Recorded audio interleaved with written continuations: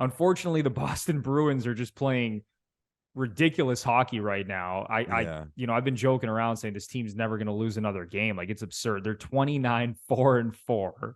Yeah, crazy. It's wild. The Leafs right now have the third best record in the NHL. The third best record in the NHL.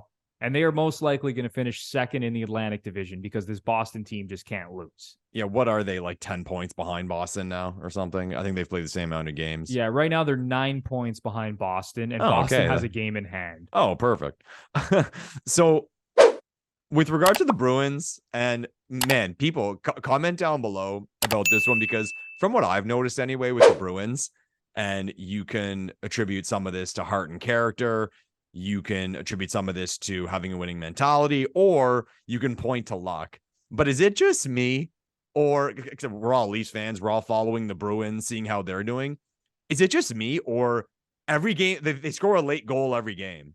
I feel like there's been at least 10 times this season where they're down by 1, they score 30 seconds left, they win in overtime, or at least they score to get the point. It seems, and again, there's different reasons for that. I just find maybe it's happening very, very often. Very often. I'll have to go over the games. I just feel that way based on, again, checking my apps and checking scores. How many times I've seen them like down by 1 in the third, and they won in overtime. Like, what? What did I miss? And it seems to be happening all the time. And again, I give them credit for that because they have to do it.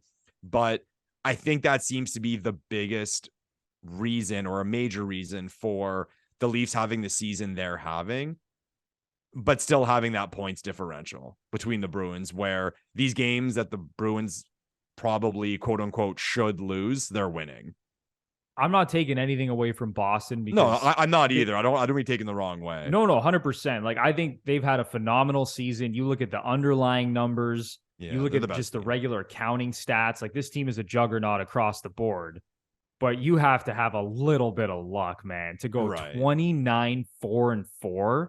Yeah. Like, that is absurd. Like, I don't care how good you are, to have that record after however many games they've played, 38 games, 37 games. Like, that's just, it's insane. And Lepore, I'll just run down like their last 5 games played, kind of alluding to the point that you made, how, they're winning all these 1-goal games. Their last win against Pittsburgh in the Winter Classic, 2-1. They did lose 4-3 They scored 2 late third. They scored 2 goals in the third period. They were down by 1. Exactly. The 2 Jake DeBrusk goals. They did lose 4-3 in overtime to Buffalo. Okay. The game before that, they beat the Devils 3-1. They lost to the Senators 3-2 in a shootout. Yeah. But then the 2 games before that, they beat New Jersey 4-3. They beat Winnipeg 3-2.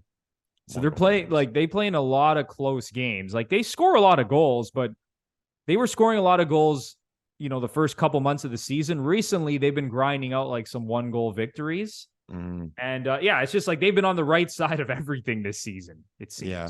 They had the discussion on the panel whether or not because I think they're on pace for like 140 points or something, if they'll break the Canadiens record for points in a season. And there's a whole debate because of the shootout and overtime. But I think I saw somewhere as well, based on how they're playing, their underlying numbers, they should finish, and it's incredible, they should finish around 120 points, and they're pushing for 140. So, like, to the point about like even beyond being an amazing team, like you said, to hit those kind of numbers, a lot has to go your way. You said they have 4 regulation losses? 4 regulation losses in 37 games. And 1 was to Arizona. That one they got scored on in the last second or whatever to lose to Arizona. So they were that close to only having 3 halfway through the season. Like, this doesn't make sense. It's wild. And 1 was also against the Toronto Maple Leafs. Yeah, I think Ottawa too. I think Ottawa was like, when they started like 15-1, I think Ottawa was their only loss. Ottawa beat them 7-5. It was Boston's 4th game of the season. Okay, there you go. Yeah, so they're 4 regulation losses, 7-5 to Ottawa. They lost 2-1 to the Leafs in Toronto. They lost 5-2 to Florida in Florida, and then lost 4-3 to Arizona in Arizona. There you go. So they actually have not lost at home in regulation this season. Incredible. That's absurd. I'll touch on this about Arizona, and then we'll move on. It popped in my head. I was thinking this during the Leaf game. Leafs, I mean, they dominated play because they should dominate play against a team like the Coyotes, and they lost. I just mentioned how the Bruins lost in Arizona, and also Colorado has lost in Arizona. And if I'm not mistaken, someone pointed out the record for Arizona at home. And at the point of where they beat the Leafs, percentage-wise, it was one of the best in the NHL. And I'm not making excuses for my favorite team. There's no reason you should ever even be in a game with the Arizona Coyotes based on the lineups. But let's step back here a second, okay? You're flying into a warm climate, okay? I assume most of these guys are getting in a round of golf. They're going for a nice dinner. You know you're playing a terrible opponent that's tanking. You're playing in this weird building. And I said, it's happened to the Leafs. It happened to the Avalanche, and it happened to the Bruins. To me, it just so sets up to be a trap. It 150% sets up to be a trap because it's just so hard to be dialed into this game. Like I said, warm climate. You probably got there a day or two early to take advantage of it. Weak opponent, the weird arena. And again, no excuses. Did you see the lighting in that arena? Oh, it was horrible.